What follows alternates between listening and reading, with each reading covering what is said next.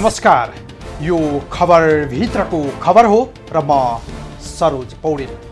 दर्शकवृन्द, गत जेठ 5 गते सरकारले प्रस्तुत गरेको नीति तथा कार्यक्रममाथि संसदमा छलफल चलिरहेको छ, जहाँ सरकारले प्रस्तुत गरेको नीति तथा कार्यक्रममा सुशासन र समृद्धिको आकांक्षा सहित उत्पादन र रोजगारीको विषयलाई प्राथमिकता दियो।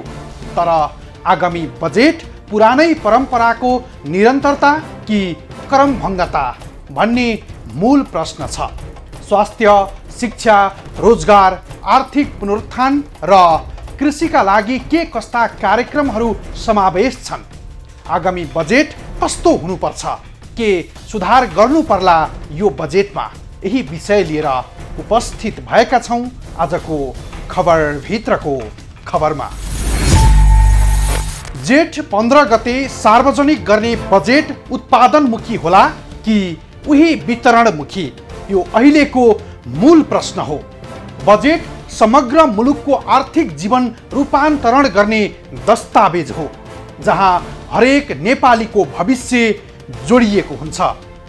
भुइँ तहदेखि महल र सहरदेखि गाउँसम्मको जनजीवन बदल्ने हैसियत राख्नु पर्दछ बजेटले। तर अहिलेसम्म सार्वजनिक भएका बजेट उत्पादनमुखी भन्दा पनि प्रचार र वितरणमुखी भएका छन्। सरकारले प्रस्तुत गर्ने कार्यक्रम निकै लोकप्रिय हुन्छन्, तर यी लोकप्रिय कार्यक्रम कार्यान्वयन गर्ने स्रोत के होला?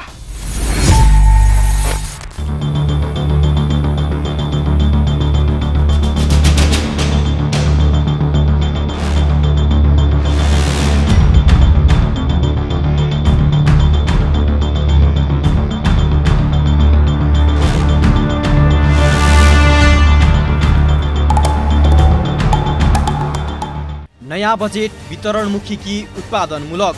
नीति तथा कार्यक्रममाथि 23वटा संशोधन प्रस्ताव दर्ता।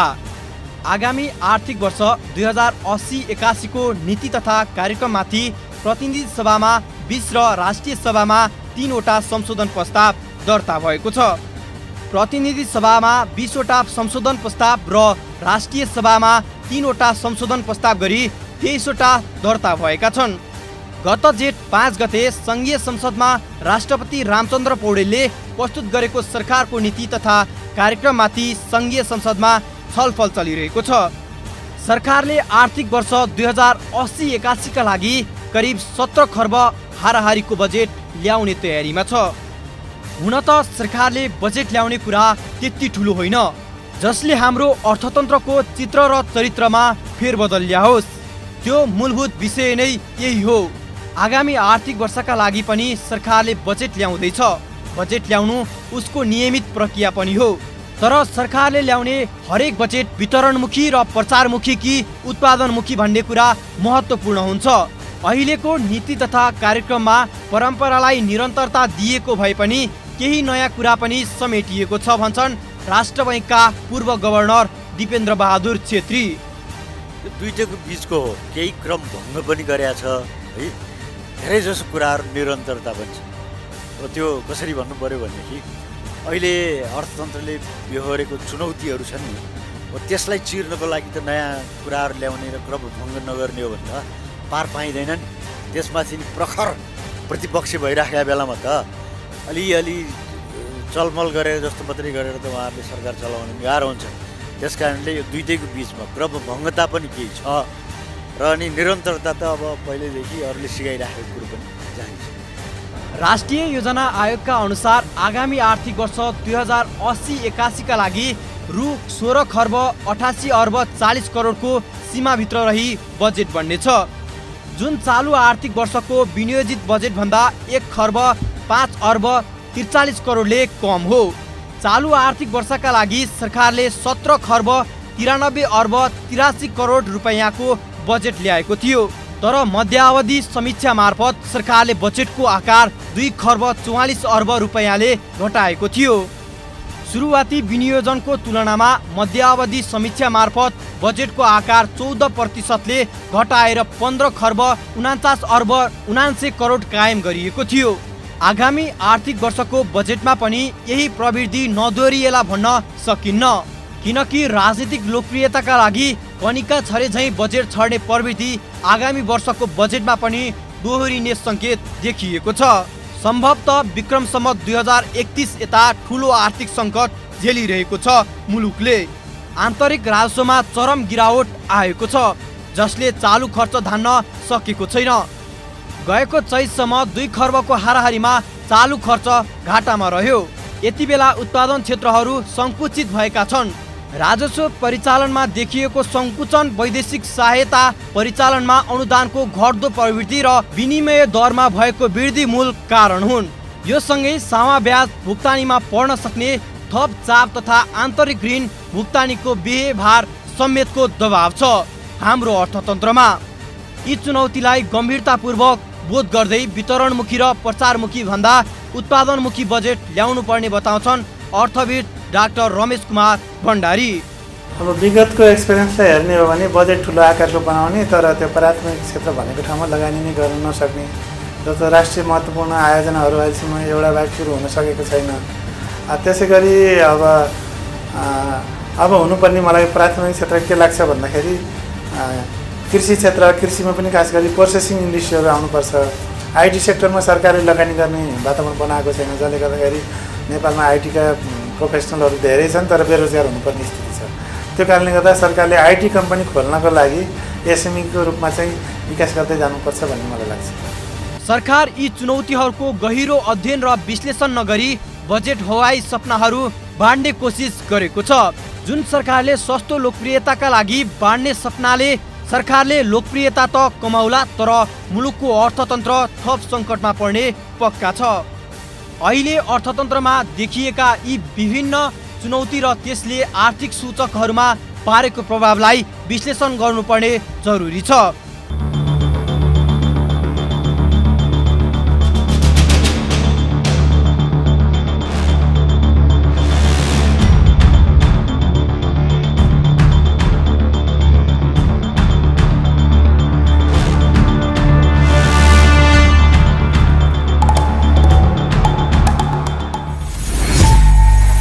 दर्शकवृन्द, हुन त सरकारले सपना देख्न र देखाउन पाउँछ र देखाउनु पर्छ पनि। पहिले स्रोतको सुनिश्चितता गरेर मात्रै यस्ता कार्यक्रम अघि सार्नुपर्ने हो, जसले कार्यक्रम कार्यान्वयन गर्न सम्भव हुने मात्रै होइन, जनतामा राज्य भएको अनुभूति हुन सक्थ्यो। यता सरकारले प्रस्तुत गरेको नीति तथा कार्यक्रमको छलफलमा संशोधनदेखि पुनर्लेखनसम्मको आवाज उठ्यो। सदनमा कसले के विषय उठाए त्यो देखाउने छौं, तर छोटो विश्रामपछि। दर्शकवृन्द, राष्ट्रपतिको 1 घण्टा 44 मिनेटको सम्बोधनको जवाफमा एमाले अध्यक्ष केपी ओलीले 1 घण्टा 52 मिनेट खर्चिए। उनले नीति तथा कार्यक्रम पुनर्लेखन गर्नुपर्छ मात्रै भनेनन्, हुबहु पास गराउन खोजे छक्का हानेर रिङ आउट गरिदिने सम्म भन्न भ्याए। सरकारले प्रस्तुत गरेको नीति तथा कार्यक्रममा ओलीको टिप्पणी प्रतिशोध हो कि कुण्ठा कि प्रतिपक्षको धर्म? के ओलीले आफू नेतृत्वको सरकारले प्रस्तुत गरेका कार्यक्रम के पूरा गरे? के उनको चित्त बुझ्न नीति तथा कार्यक्रममा पानी जहाज, भ्यू टावर, घर घरमा ग्यास पाइप जडान जस्ता हवाई सपना समेट्नै पर्ने हो र?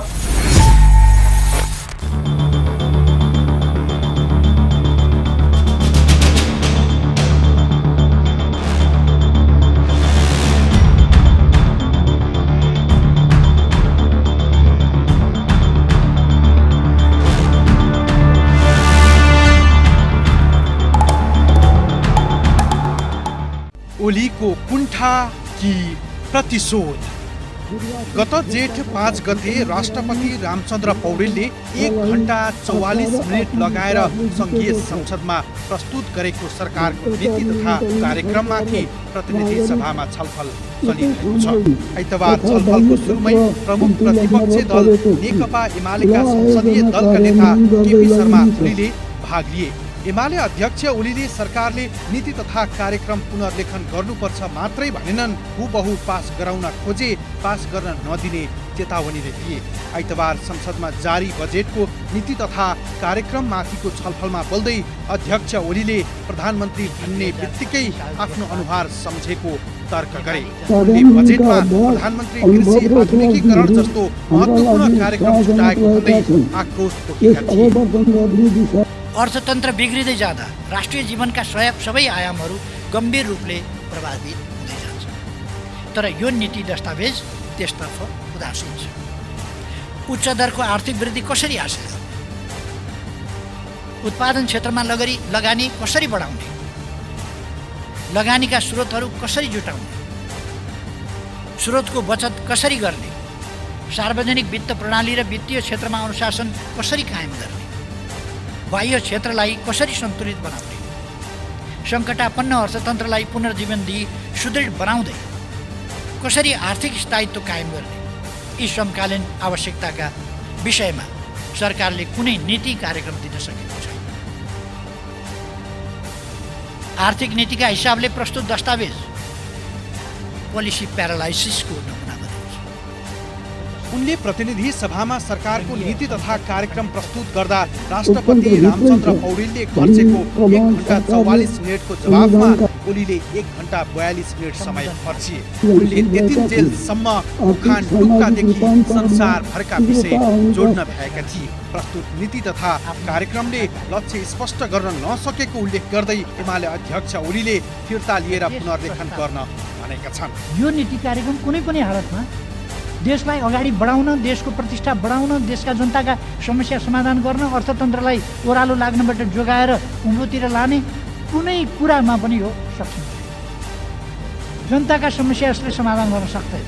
त्यसकारण यस नीति कार्यक्रमलाई समर्थन गर्न सकिँदैन र हामी समर्थन गर्दैनौँ। म आग्रह गर्न चाहन्छु, मैले यति समय लिएर व्याख्या गर्नुको अर्थ के हो भने म अरू पार्टीहरूलाई पनि देशप्रति जिम्मेवार भएर सोच्न आग्रह गर्नु छ। यस नीति कार्यक्रमले 1 वर्षको समय कमसेकम बर्बाद भयो देशको। यस नीति कार्यक्रमले केही पनि गर्नेवाला छैन, हुनेवाला छैन। त्यसकारण यसलाई समर्थन नगर्न म अरू दलका मान्यज्यूहरू, स्वतन्त्र मान्यज्यूहरू सबैलाई पनि आग्रह गर्न चाहन्छु। यसलाई पारित गर्नु हुँदैन। यो पारित गर्न योग्य छैन। जसले देशको बाटो देखाउँदैन, देशलाई समस्याबाट उम्काउँदैन, जसले देशलाई अगाडि बढाउन कुनै सोचै राखेको छैन, त्यस्ता नीति कार्यक्रमका नामका कोठाहरूमाथि हामी छलफल गरिरहेका छौँ। त्यही बोकेर जानुपर्ने नौबत नआओस्। म जिम्मेवार प्रधानमन्त्रीज्यू आफैलाई भन्न चाहन्छु। त्यसकारण यसलाई फिर्ता लिनुहोस्, अर्को बनाउनुहोस्। यस बापत कुनै पोलिटिकल एजेन्डा नबनाउला बरु उपयुक्त नीति कार्यक्रम बनाउनु। तर यही कार्यक्रम पारित गर्ने हो नेपाली काङ्ग्रेस। यस्तै कार्यक्रमबाट नेपाली काङ्ग्रेस अगाडि जान्छ। यही हो नेपाली काङ्ग्रेसले देशप्रति गर्ने प्रतिबद्धता। 5-7 वटा मन्त्री भए पुग्यो नेपाली काङ्ग्रेसलाई। देशप्रतिको उत्तरदायित्व छैन।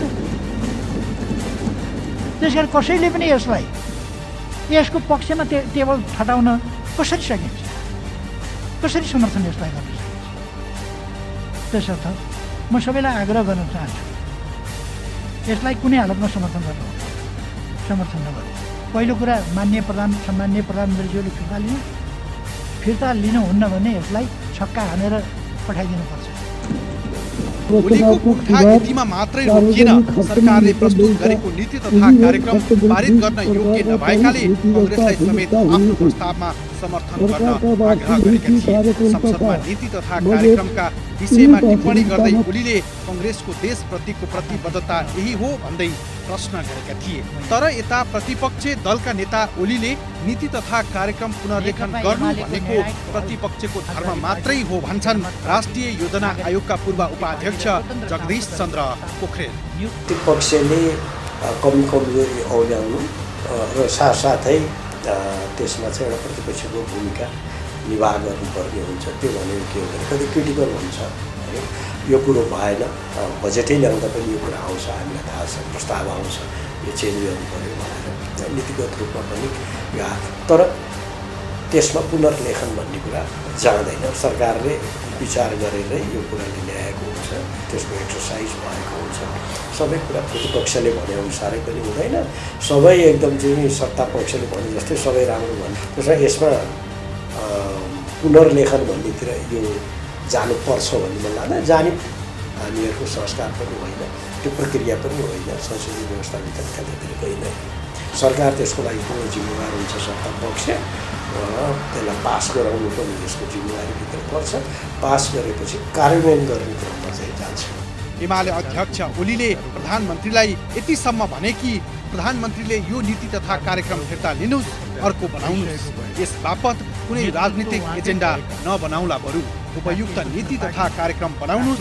यही नीति तथा कार्यक्रम पारित गर्ने हो भने कांग्रेस अगाडि जान्छ। यही हो कांग्रेसले देशप्रति गर्ने प्रतिबद्धता। कांग्रेसलाई 5-7 वटा मन्त्री भए पुग्यो, देशप्रतिको उत्तरदायित्व छैन।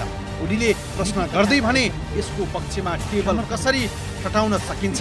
सबैलाई आग्रह गर्न चाहन्छु, कुनै हालतमा समर्थन गर्नु हुँदैन। यदि प्रधानमन्त्रीले नीति तथा कार्यक्रम फिर्ता नलिए छक्का हानेर रिङ आउट गर्ने ओलीको भनाइ थियो। समस्याबाट उम्काउँदैन, जसले देशलाई अगाडि बढाउन कुनै सोचै राखेको छैन, त्यस्ता नीति कार्यक्रमका नामका कोठाहरूमाथि हामी छलफल गरिरहेका छौँ। त्यही बोकेर जानुपर्ने नौबत नआओस्। म जिम्मेवार प्रधानमन्त्रीज्यू आफैलाई भन्न चाहन्छु। त्यसकारण यसलाई फिर्ता लिनुहोस्, अर्को बनाउनुहोस्। यस बापत कुनै पोलिटिकल एजेन्डा नबनाउला भने उपयुक्त नीति कार्यक्रम बनाउनुहोस्। तर यही कार्यक्रम पारित गर्ने हो नेपाली कांग्रेस। यस्तै कार्यक्रमबाट नेपाली कांग्रेस अगाडि जान्छ। यही हो नेपाली कांग्रेसले देशप्रति गर्ने प्रतिबद्धता। 5-7 वटा मन्त्री भए पुग्यो नेपाली कांग्रेसलाई, देशप्रतिको उत्तरदायित्व छैन।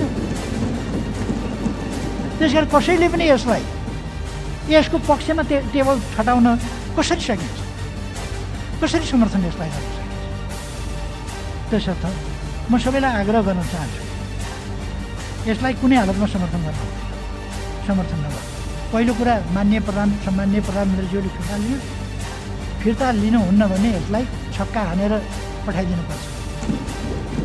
कुण्ठै कुण्ठाले भरिएको ओलीको जवाफमा समाधान गर्ने बाटो भने दिन सकेनन्। उनले यतिसम्म भन्ने भ्याए कि आफूले संसदमा धेरै समय लिएर व्याख्या गर्नुको अर्थ सबै पार्टीहरूलाई देशप्रति जिम्मेवार भएर सोच्न भने। उनको प्रतिशोधपूर्ण जवाफमा अहिले सञ्जालमा ओलीको टिप्पणी भइरहेको छ। ओलीलाई मन पर्ने खालको नीति तथा कार्यक्रम त झापामा भ्यू टावर, घर घरमा ग्यास पाइप, रेलको टिकट काट्नेको लाइन, पानी जहाज र कार्यालय, कामै नगरी बसी बसी खाना पाइने व्यवस्था जस्ता हवाई सपना समेटेको भए उनीले समर्थन गर्ने थिए भनेर टिप्पणी भइरहेको छ। हुन त ओलीले नीति तथा कार्यक्रमको आलोचना गर्नु नौलो विषय होइन। आफूलाई मन नपर्ने राम्रै कुरा भए पनि चित्तो काट्ने ओलीको बानी नै छ। अहिलेको सरकारले प्रस्तुत गरेको नीति तथा कार्यक्रम पनि उनलाई मन नपर्ने मध्येको एउटा विषय हो। यही नीति तथा कार्यक्रम आफू नेतृत्वको सरकारले ल्याएको भए सदनमा ओलीको गडगडाहट ताली आउने थियो। तर आफूलाई चिन्तामा पुर्याएर बनेको दाहाल सरकारले ल्याएको नीति तथा कार्यक्रममा एमाले अध्यक्ष ओलीको ताली त परेको कुरा गालीको वर्षा थियो भन्दा फरक नपर्ला। राजस्व चुहावट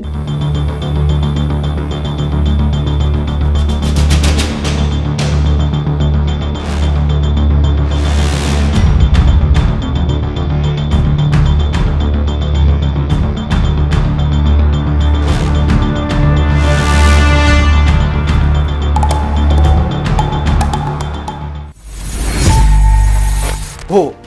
यति बेला मुलुकको अर्थतन्त्र अत्यन्तै सङ्कटमा छ, जुन सङ्कटबाट मुलुकले सहजै पार पाउने अवस्था छैन। किनकि अर्थतन्त्रका धेरै सूचकहरू नकारात्मक छन्। गरिबी, बेरोजगारी समस्या छ, उद्योग व्यवसाय सङ्कटमा छन्, लगानी योग्य रकमको अभाव छ, बैंकको ब्याज उत्तिकै चर्को छ, जसका कारण उद्योगी पलायन हुने अवस्थामा छन्। यस्तो सङ्कटको भुमरीको बेला आउन लागेको बजेटले मुलुकको अर्थतन्त्र र भुइँ मान्छेको जनजीविकालाई कसरी तङ्ग्र्याउला त्यो देखाउने छौँ, तर छोटो विश्रामपछि। दर्शकवृन्द, कोभिड महामारी यता सम्हालिन नसकेको अर्थतन्त्रलाई टेको लगाउन सरकारले कस्तो वित्तीय नीति तयार पार्छ भन्ने सबैतिर चासो छ। मुर्छाएको अर्थतन्त्रमा प्राण भर्नु अहिलेको पहिलो प्राथमिकता हो। तर यस वर्षको बजेट पनि परम्परागत ढाँचा शैलीको भन्दा खासै भिन्न भएर आउने छाँट देखिँदैन। आगामी बजेट कस्तो हुनुपर्छ, के कुरामा सुधार गर्नु पर्ला, के भन्छन् विज्ञहरू र उनीहरूको सुझाव यस्तो छ।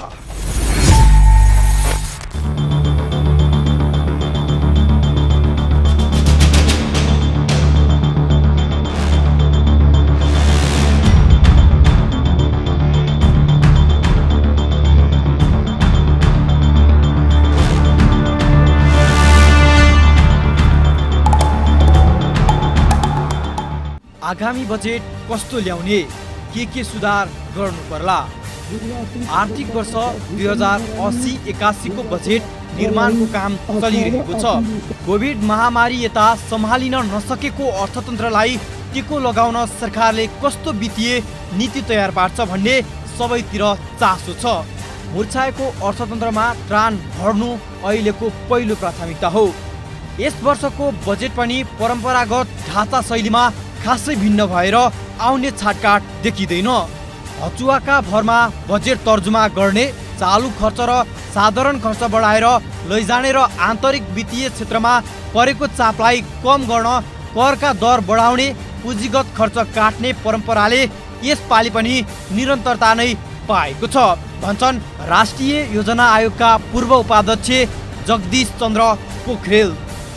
अब मन्त्रालयहरू जुन विभिन्न क्षेत्रमा डिभाइडेड मन्त्रालयहरू हुन्छन्, उनीहरूले आफ्नो हिसाबबाट कार्यक्रमहरू पनि प्रस्ताव गरेका हुन्छन्। अब त्यसलाई टोटली काट्न पनि मिल्दैन र तिनीहरूमा धेरै निरन्तरता पनि हुन्छ। त्यसमाले एकदमै नयाँपन आउने कहाँनिर हो भन्दा केही नीतिगत कुराहरू, खास गरेर हाम्रो समाजवाद उन्मुख अर्थतन्त्र बनाउने प्रत्येक वर्ष हामी नीति कार्यक्रम ल्याउँछौँ। प्रत्येक आर्थिक वर्षमा हामीले ल्याएको हुन्छ। त प्रत्येक वर्ष नीति कार्यक्रम ल्याउँदा एकदमै टर्नराउन्ड हुने किसिमबाट ल्याइँदैन, सम्भव पनि हुँदैन त्यो कुरा।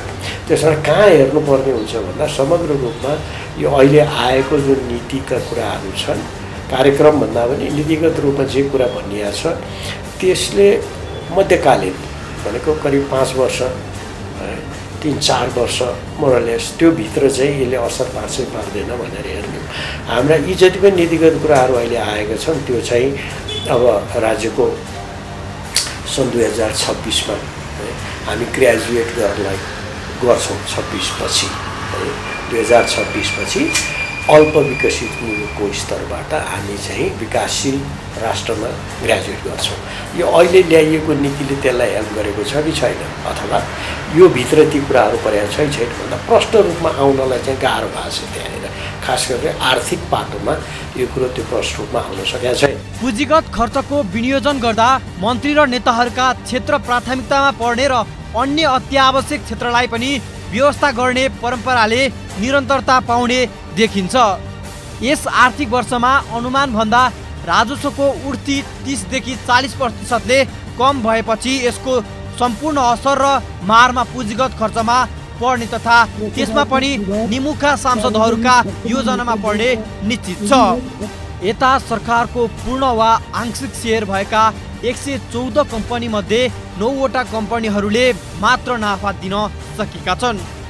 ती घाटामा गएका कम्पनीहरूले कर्मचारीहरूलाई तलब खुवाउन र दैनिक प्रशासन खर्च चलाउन नसक्ने अवस्थामा पुगेका छन्। त्यस्तै केन्द्रदेखि जिल्लासम्म एउटै प्रकृतिका बग्रेती कार्यालयहरू छन्। जनसङ्घ र प्रदेशका नाममा एउटै जिल्लामा एकै प्रकृतिका 6-7वटासम्म कार्यालय खुलेका छन्। यिनलाई एकीकृत गरी एकै प्रकृतिको काम गर्न कार्यालय सबै ठाउँमा एउटै बनाउन आवश्यक छ। त्यस्तै अनावश्यक विदेश भ्रमण, सेमिनार गोष्ठी, फर्नेसिङ, अतिथि सत्कार, खाजा खर्च जस्ता अनुत्पादक क्षेत्रका सबै लगानी कटौती गर्ने यो 1 वर्ष नयाँ सरकारी गाडी खरिद बन्द गर्ने, इन्धनमा कटौती गर्ने, भवन निर्माणको कार्य पूर्ण रूपले बन्द गर्ने हुनुपर्छ। गृह मन्त्रालयले बाँड्दै आएको सुराकी खर्च, औषधि खर्च पूर्ण रूपले बन्द गर्ने गृहमन्त्री नारायण काजी श्रेष्ठले स्वागत योग्य काम गरेका छन्। यस्ता अरू पनि उदाहरणीय काम हुनुपर्छ। राजस्व वृद्धि गर्ने, करको दर यथावत राखी दायरा बढाउनेतर्फ लाग्ने, करको दायरामा सबै खाले व्यवसायलाई यसलाई डिजिटलाइजेसन गर्ने व्यवस्था स्पष्ट रूपमा बजेटमा हुनुपर्छ। नेपाल जस्तो पूर्वाधारको विकास नभएको मुलुकमा पर्यटन आउने एउटा कारण सस्तो यात्रा पनि हो। यसका लागि सरकारलाई संसारकै सस्तो पर्यटन मध्येको एक कसरी बनाउन सकिन्छ भन्ने स्पष्ट रूपमा बजेटमा आउनु पर्दछ। रोजगारीको अवसरमा वृद्धि, विकसित मुलुकहरूको आर्थिक सूचाङ्क हेर्ने हो भने प्राय सबै मुलुकहरूको रोजगारीको अवसर एवं राजस्व जस्ता कुरामा 50% भन्दा माथि सेवा क्षेत्रको योगदान हुने गर्दछ। सेवा क्षेत्र भन्नाले पर्यटक, शैक्षिक क्षेत्र, होटल, यातायात, हस्पिटल जस्ता विषय पर्दछन्। यो क्षेत्रको विकासलाई सबैभन्दा बढी प्राथमिकतामा राख्न जरुरी छ। कृषिमा निर्भर रहेको ठुलो जनशक्तिलाई तत्काल अन्य क्षेत्रमा स्थानान्तरण गर्न सम्भव छैन। त्यसैले कृषि र उद्योग क्षेत्रलाई प्राथमिकतामा राख्न जरुरी छ भन्छन् नेपाल राष्ट्र बैङ्कका पूर्व गभर्नर दिपेन्द्र बहादुर छेत्री। यसमा नयाँ कुरा भने के भने विगत लामो समयदेखि यो नव उदारवाद अन्तर्गत धेरै कुरा चाहिँ निजी क्षेत्रले गर्छ। सरकारले त केही गर्ने नै होइन, अलिअलि बाटो देखाइदिने मात्रै हो, बिजुली पानी निकाल्ने, सडक बनाइदिने र अलिअलि अनुदान दिने मात्रै हो भन्ने थियो नि। तर यसबाट के गरे भने पहिल्यैदेखि चल्न नसकेका बन्द भएका उद्योगहरू, गोरखकाली रबर उद्योग होइन, अनि त्यसपछि यो हेटौँडाको कपडा उद्योग अनि बुटोलको धागो कारखाना हामीले सञ्चालन गर्छौँ भनेको छ। अब यो भन्दाखेरि के हो भने कटन उत्पादन गर्ने, कपास उत्पादन गर्ने ठाउँलाई पनि त अब जगेर्ना गर्नुपर्ने भयो नि त। भनेपछि यसले नयाँ बाटो त दिन सक्ने भयो होइन। त्यसो भएको हुनाले अनि अर्को कुरो के भनेको छ भने साना किसानहरू, साना उद्यमी व्यवसायीहरू विचलित भएको परिस्थिति रहेको हुनाले हामीले उनलाई पनि ध्यान दिनुपर्छ भनेर साना किसानहरूलाई त ट्युबवेल, पम्प सेटहरू निःशुल्कमा दिने पनि भनेको छ होइन। त्यसो भएको हुनाले यी सबै कुराहरू विगतको भन्दा विगतकाले खालि भएका उद्योग धन्दाहरूलाई चाहिँ निजीकरण गर्ने, सित्तैमा फालिदिउँ, जसले लैजान्छ लैजाऊ भन्ने भन्दा नयाँपन चाहिँ यताबाट रह्यो है।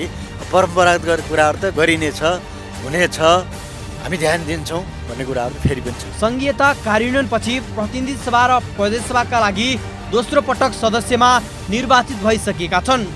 भर्खरै निर्वाचित भएर संसद छिरेका जनप्रतिनिधिले चुनाव अघि मतदातासँग गरेको वाचा पुरा गर्नु छ, जसका कारण सत्तासीन राजनीतिक दलका घोषणापत्र कार्यान्वयनका लागि जोडबल चल्नेछ। तर यस वर्ष सरकारलाई अनिवार्य दायित्वकै लागि स्रोत व्यवस्थापन गर्न सकस छ। नयाँ योजना कार्यक्रम ल्याउने भन्दा पनि पुरानै कार्यक्रमका लागि सरकारलाई बजेट पुर्याउन धौधौको अवस्था छ। 15औं पञ्चवर्षीय योजना आर्थिक वर्ष 2076-77, 2080-81 कार्यान्वयनको यो अन्तिम वर्ष हो।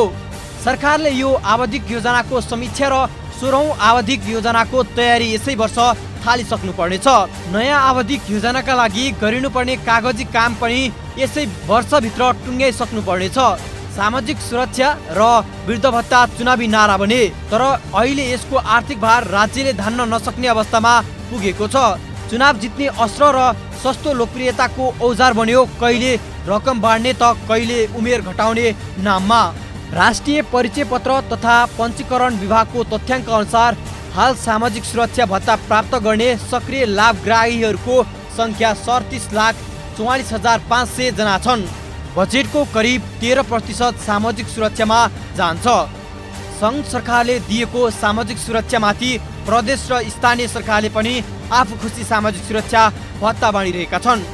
यता सार्वजनिक ऋण व्यवस्थापन कार्यालयका अनुसार गत पुस मसान्तसम्ममा सरकारको कुल सार्वजनिक ऋण 20 खर्ब 70 अर्ब 53 करोड बराबर छ, जसमध्ये 11 खर्ब 2 अर्ब 51 करोड बाह्य ऋण र 9 खर्ब 68 अर्ब 1 करोड आन्तरिक ऋण हो।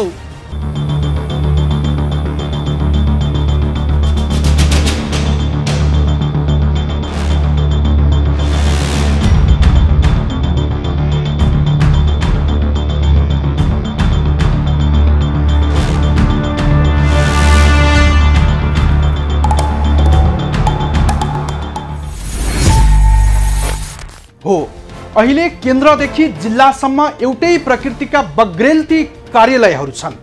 झन् सङ्घ र प्रदेशका नाममा एउटै जिल्लामा एकै प्रकृतिका 6-7 वटासम्म कार्यालय खुलेका छन्। यी त यस्ता साना साना विषयमा अनावश्यक खर्च भइरहेको छ। अनावश्यक विदेश भ्रमण, सेमिनार, गोष्ठी, फर्निसिङ, अतिथि सत्कार, खाजा खर्च जस्ता अनुत्पादक क्षेत्रमा करोडौँ रकम स्वाहा भएको छ। नयाँ सरकारी गाडी खरिद गर्ने, इन्धन अस्वाभाविक रूपले भर्ने कार्य आगामी बजेटमा पूर्ण रूपले बन्द गर्नुपर्छ। यस्तो कार्यमा सरकारको ध्यान पटक्कै पुगेकै छैन। गृह मन्त्रालयले बाँड्दै आएको सुराकी खर्च, औषधि खर्च पूर्ण रूपले बन्द गर्ने गृहमन्त्री नारायण काजी श्रेष्ठको स्वागत योग्य काम जस्तै यस्ता अनावश्यक खर्च हुने सबै खर्च बन्द गर्नुपर्छ भन्ने सरकारलाई हाम्रो पनि सुझाव छ। हवस् त आजलाई यति नै। आगामी अङ्कमा अर्को खास विषय लिएर उपस्थित हुनेछौँ। खबरभित्रको खबरका लागि हेर्दै रहनुहोला एभी न्युज खबर। नमस्कार।